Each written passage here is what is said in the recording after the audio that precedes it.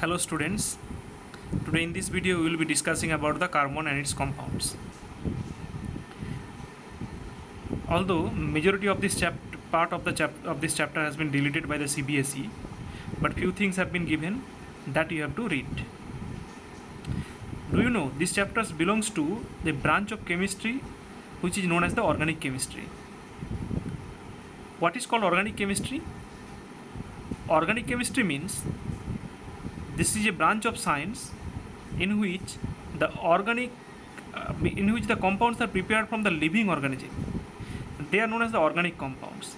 So what is this? The organic compounds means those compounds which are synthesized from the living organism. Just like carbohydrate, protein, fat, these are all organic compounds because they are obtaining from the living body.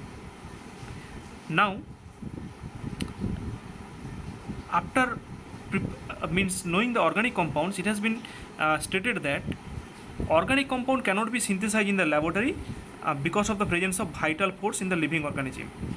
Vital force means a type of mysterious force which held responsible for the preparation of organic compound. It has been proposed in the ancient time. Later on, scientist Frederick Euler, remember the name, Frederick Euler prepared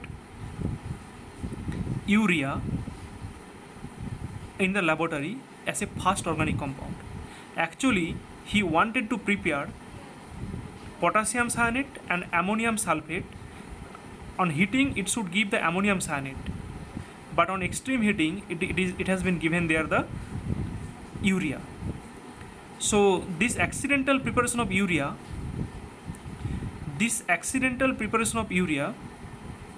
gives a death blow to the vital force theory, which said that organic compound cannot be synthesized in the laboratory. Now, in this video, we will be discussing about the preliminary some properties of the carbon, etc. And when organic compound was analyzed, it has been found that its main constituent is carbon. Let us move to the valency of carbon. You know, carbon, it has the atomic number what? 6. That means electronic configuration, or shortly it has been written here the EC equal to K2 and L4. So as L cell contain 4 electrons, so 4 more electrons required to get stability, and that's why its valency of the carbon is 4. Valency of the carbon is 4. That means carbon can form only the covalent bond, it cannot form the ionic bond here. So about the covalent bonding of carbon, you have read in the metal non-metal chapters. So that part only given here. Now we will be moving to the next part, that is the allotropes of carbon. Carbon can exist in 3 different forms. One is the graphite, another is the diamond, another is the Buckminster fullerene. You know, although they are the same, means they are the different form of the same element carbon, but they have the different property. Just like graphite, it is slippery to touch, soft, and it conducts electricity. Diamond, it does not conduct electricity, but it is hard substance. In fact, it is the hardest substance of the world. So although they are the elements of same element carbon, then why they do differ in their property? To know these things, we have to know the structure of the graphite first. Graphite, it has a layer structure. You can see that it's a layer structure.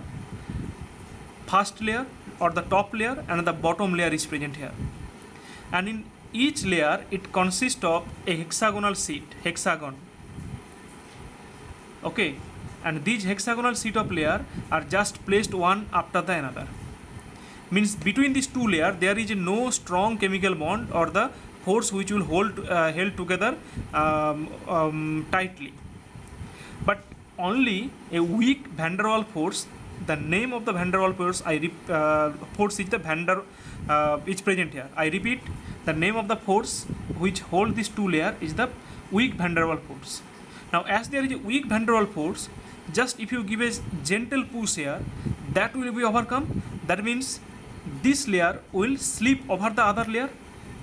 As it will slip over the other layer, that means it's slippery to touch. Okay, and another property, see, the graphite conduct electricity. Why? Look at the vertices of the each hexagon. These vertices, it is actually consist of carbon.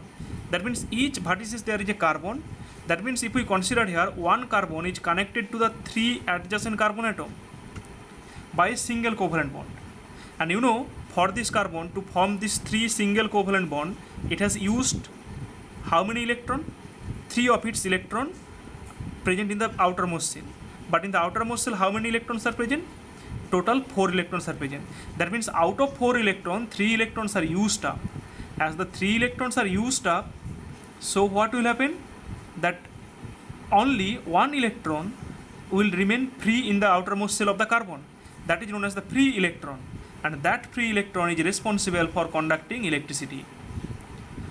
So this is why the graphite conduct electricity, and the graphite why it is soft and slippery to touch. Now if we move to the structure of diamond,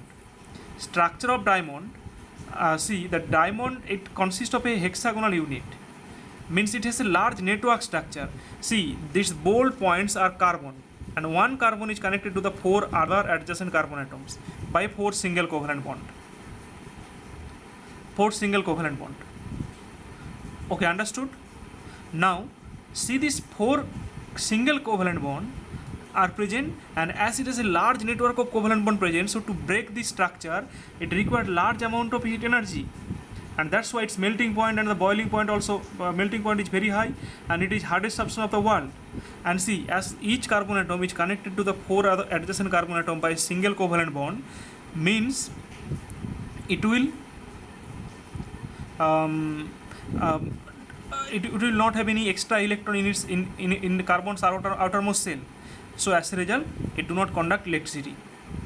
Now if we consider the Buckminster fullerene, it has been discovered in the recent past, and that's why its structure is yet to be studied. And as the structure is yet to be studied, so only we can say that it's a shape like the football, and it consists of 60 to 70 carbon atoms in its structure. So up to this part in this video today, and one more video will be given related to this chapter, that will discuss the homologous series in details.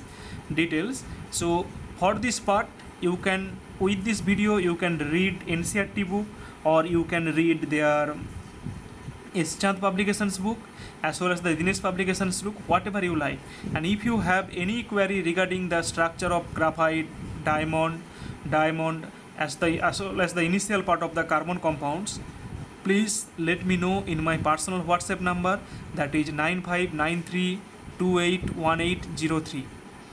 And if you feel any type of difficulties, please let me know. You can write in the comment box of the video, or you can WhatsApp me in the number. Once again I am telling 9593281803. That's all.